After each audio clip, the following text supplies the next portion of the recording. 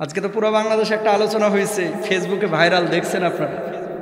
হুজুর দেখছেন মনে হয়।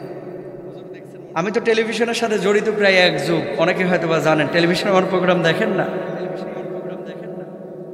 বাংলাদেশে কিছু ব্র্যান্ডিং কোম্পানি আছে, যেই কোম্পানিগুলা ইসলামের জন্য, দ্বীনের জন্য, কোরআনের জন্য কোটি কোটি টাকা খরচ করে। এর মধ্যে উল্লেখযোগ্য একটা কোম্পানি হচ্ছে পিএইচপি, উল্লেখযোগ্য একটা কোম্পানি হচ্ছে বিআরবি কেবল, বিআরবি, বুঝছেন? আর কিছু কোম্পানি আছে লেবাসে মুসলমান, কিন্তু এরা ইসলামিক প্রোগ্রাম নিয়ে কোনোদিন ফিকিরও করে না।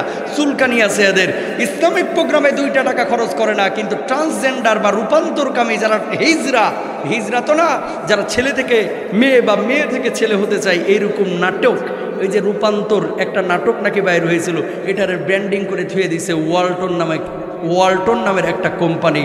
বাংলার জমিনের মুসলমান এখনো সজাগ আছে, আলেম ওলামাও সজাগ আছে। ইসরায়েলি পণ্য কোকাকোলা ঠান্ডাকে যেমন এই বাংলার জমিন থেকে আলেম ওলামা কড়া জবাব দিয়েছে, ওয়ালটন যদি ক্ষমা না চাই, বাংলার জমিনের তৌহিদি জনতা ওয়ালটনকেও ডাস্টবিনে নিক্ষেপ করে কড়া জবাব দিবে। ঠিক কিনা মুসলমান?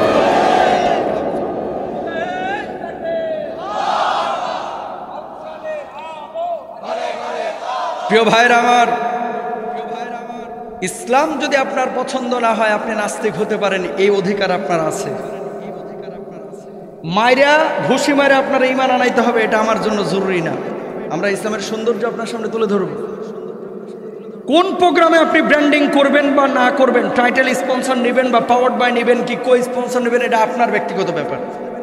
কিন্তু যেখানে আমাদের ধর্মীয় আবেগ অনুভূতি জড়িত আছে, আপনি ইসলামিক প্রোগ্রামে নাই, আপনি দেশ জাতির উন্নয়নে কার্যকরী ভূমিকা রাখতে পারছেন না, বিতর্কিত একটা বিষয় যখন কেউ জড়িয়ে পড়ে, জানতে হবে যে এদের মতলব খারাপ। পশ্চিমা বিশ্বের সাথে বিভিন্ন কাজে এরা বিভিন্ন এজেন্ডা নিয়ে বাংলার জমিনে কাজ করছে। ঠিক কিনা ভাইরা আমার?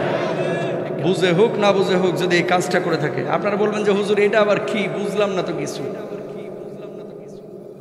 আমার আল্লাহ বলছে পেটের মধ্যে নারী হবে না পুরুষ হবে, এটা আমি আল্লাহ তাআলা নির্ধারণ করে দিই, ছেলে নাকি মেয়ে হবে। ইয়াহাবুল ইমাইয়াশা উইনাসা ওয়া ইয়াহাবুল ইমাইয়াশা উযযুকু।